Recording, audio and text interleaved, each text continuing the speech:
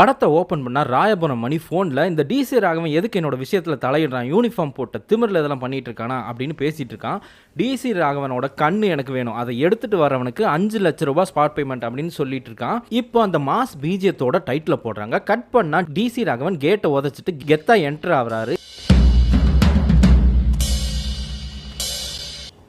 ஒன்றும் இல்லை மணி, என் கண்ணு வேணும்னு கேட்டியா? நான் கேட்கல சார்.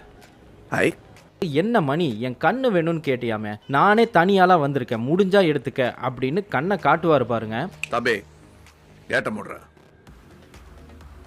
கேட்ட முடுற.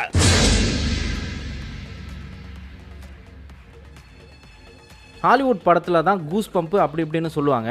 ஆனால் இந்த சீனில் வரும் பாருங்க ஒரு கூஸ் பம்பு, சும்மா அடித்து எல்லாரையும் தனியாலாம் துவம்சம் பண்ணிட்டு அப்படியே திரும்புவார். அங்கே இன்ட்ரோ சாங்கை போட்டு படத்தை ஸ்டார்ட் பண்ணுவாங்க. தமிழ் சினிமாவுக்கே one of the best opening சீன்னு சொல்லலாம்.